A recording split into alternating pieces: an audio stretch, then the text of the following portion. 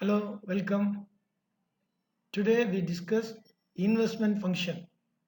அப்படின்னா முதலீட்டு சார்பு அப்படிங்கிறத பற்றி இன்னைக்கு நம்ம பார்க்க போகிறோம்.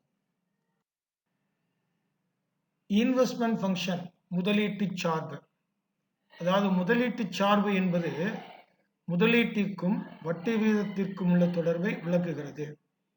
The investment function refers to investment interest rate relationship. முதலீட்டிற்கும் வட்டி வீதத்திற்கும் உள்ள தொடர்பு. There is a functional and inverse relationship between rate of interest and investment. Inverse relationship அப்படின்னு சொல்லும்போது ஒரு எதிர்மறை தொடர்பு அப்படின்னு சொல்றோம். அதாவது வட்டி விகிதத்திற்கும் முதலீட்டிற்கும் ஒரு எதிர்விகித தொடர்பு இருப்பதையே இந்த முதலீட்டு சார்பு விளக்குகிறது. There is a functional and inverse relationship between rate of interest and investment.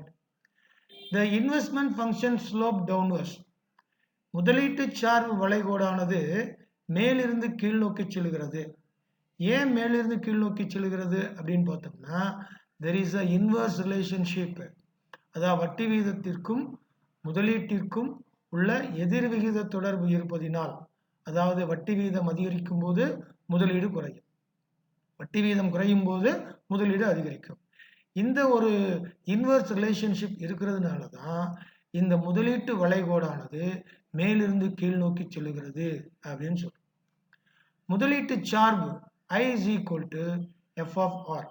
I represent investment, that is dependent variable. அதாவது முதலீடானது சார்ந்த மாறி அப்படின்னு சொல்றோம். முதலீடானது வட்டி விகிதத்தை சார்ந்து இருக்கிறது. R represent rate of interest.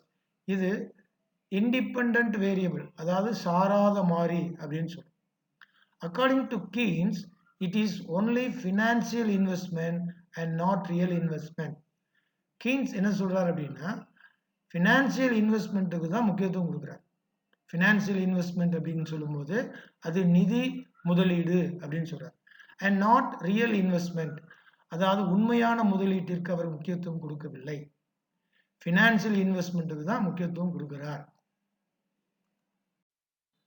முதலீடானது நிதி முதலீடு மற்றும் உண்மை முதலீடு என வகைப்படுத்தப்படுகிறது.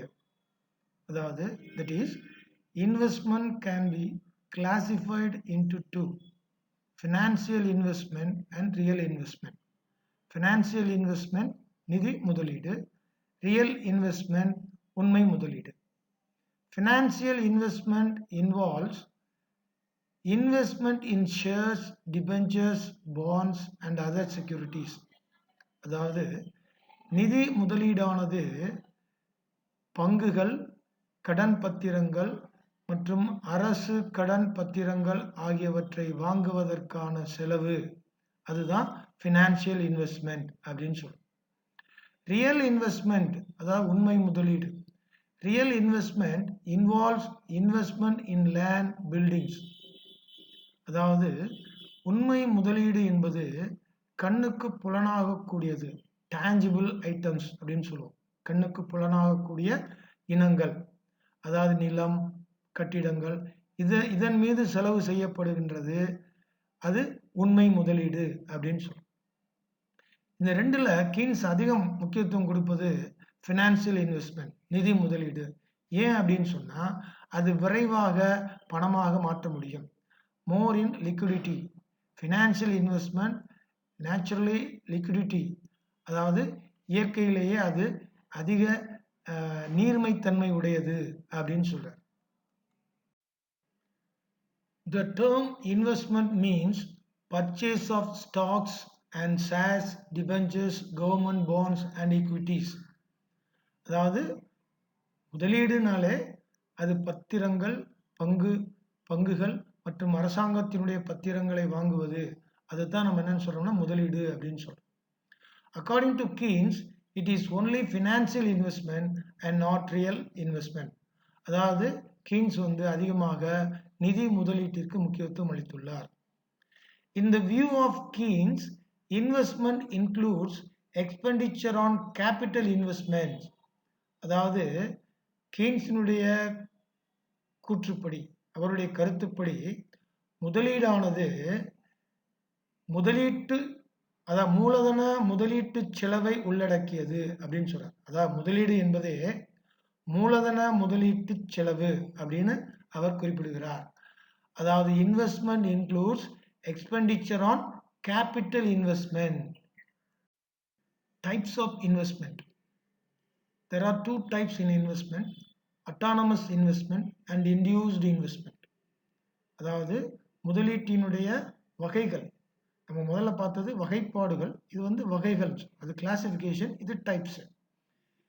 டூ டைப்ஸ்: autonomous investment தன்னிச்சை முதலீடு, induced investment ஊக்குவிக்கப்பட்ட முதலீடு அல்லது தூண்டப்பட்ட முதலீடு அப்படின்னு சொல்றோம். There are two types: autonomous and induced investment. autonomous investment அதாவது தன்னிச்சையான முதலீடு அப்படின்னு சொல்றோம். autonomous investment is expenditure on capital formation which is independent of the change in income rate of interest. அதாவது தன்னிச்சை முதலீடு என்பது மூலதன திரட்சியின் மீது செய்யப்படும் செலவு அப்படின்னு சொல்றாங்க. அதாவது எக்ஸ்பெண்டிச்சர் ஆன் கேபிட்டல் ஃபார்மேஷன், மூலதன திரட்சியின் மீது செய்யப்படுகின்ற செலவு. Autonomous investment is income inelastic அப்படின்னு சொல்றோம்.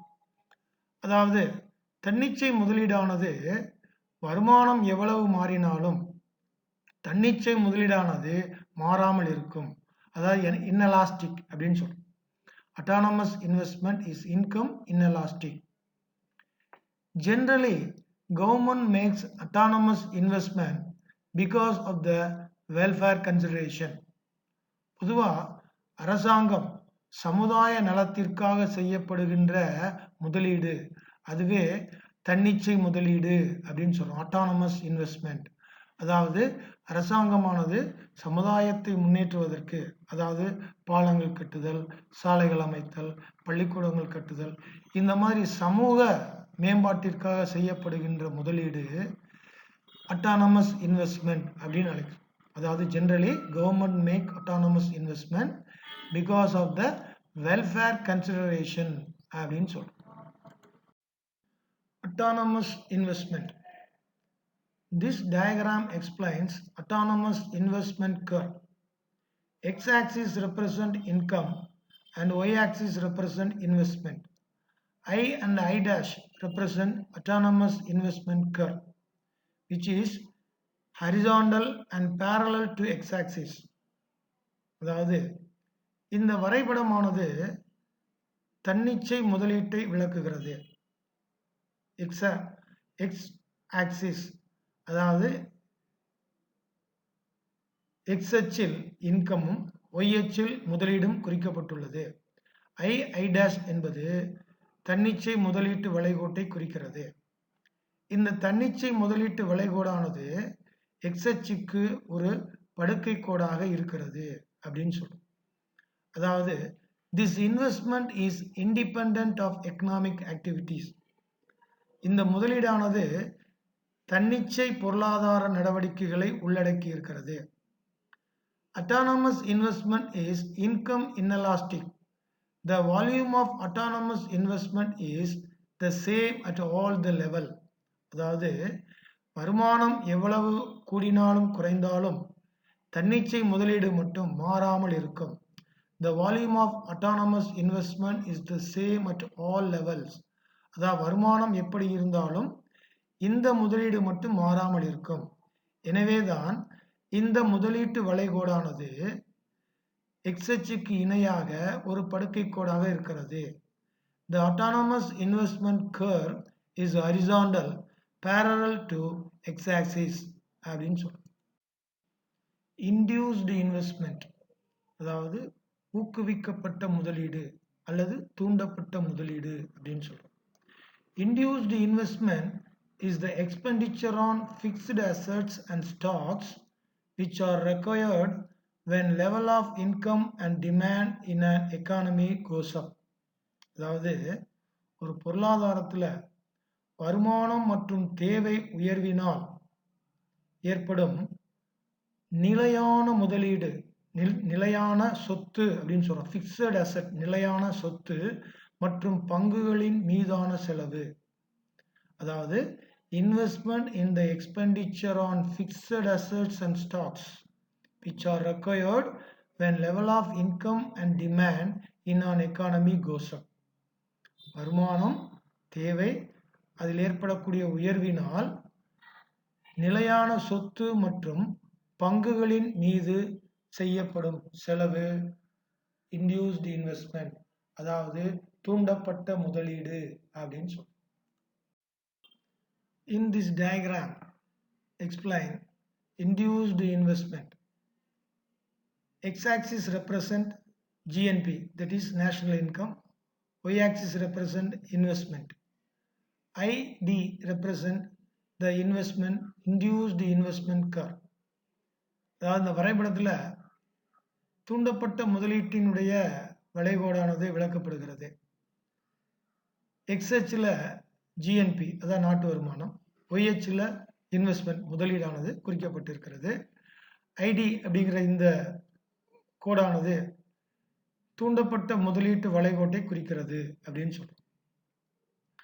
Induced investment is profit motivated, அதாவது தூண்டப்பட்ட முதலீடானது லாப நோக்கத்தை கொண்டது அப்படின்னு சொல்றோம். லாபத்திற்காக செய்யப்படுகின்ற முதலீடு, அதான் ப்ராஃபிட் மோட்டிவேட்டட் அப்படின்னு சொல்றோம். It is related to change of national income. தூண்டப்பட்ட முதலீடானது வருமான மாற்றத்தோடு தொடர்புடையது அப்படின்னு சொல்றோம். The relationship between the national income and induced investment is positive. நாட்டு வருமானத்திற்கும் தூண்டப்பட்ட முதலீட்டிற்கும் ஒரு நேர்மறை தொடர்பானது இருக்கிறது. பாசிட்டிவ் அப்படின்னு சொல்றோம். The relationship between the national income and induced investment is positive. நேர்மறை தொடர்பு அப்படின்னு சொல்றோம். நேர்மறை தொடர்பு அப்படின்னு என்ன அப்படின்னு பார்த்தோம்னா, decreases in national income leads to decrease in induced investment and vice versa. அதாவது நாட்டு வருமானம் குறையும் பொழுது தூண்டப்பட்ட முதலீடும் குறையும். மாறாக நாட்டு வருமானம் அதிகரிக்கும் பொழுது தூண்டப்பட்ட முதலீடும் அதிகரிக்கும். எனவேதான் இவை இரண்டிற்குமா நேர்மறை தொடர்பு இருக்கிறது அப்படின்னு சொல்றோம். Induced investment is income elastic. It is positively sloped as shown here. தூண்டப்பட்ட முதலீடானது வருமானத்தோடு நேர்மறை தொடர்பு கொண்டிருக்கிறது, நெகிழும் தன்மை கொண்டிருக்கிறது. இன்கம் எலாஸ்டிக் அப்படின்னு சொல்றோம்.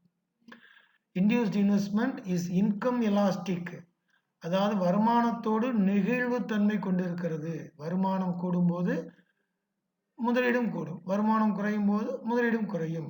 அதனால தான் அதை என்னன்னு சொல்றோம் அப்படின்னா ஒரு பாசிட்டிவ்லி ஸ்லோப்டு கர்வ் அப்படின்னு சொல்றோம். அது கீழிருந்து மேல் நோக்கி செல்லக்கூடிய கர்வாக இருக்கிறது அப்படின்னு சொல்றோம். There is a comparison between autonomous investment and induced investment. அதாவது ஒரு ஒப்பீடு அப்படின்னு சொல்றோம். Autonomous investment is independent, அதாவது இது தன்னிச்சையானது அப்படின்னு சொல்றோம்.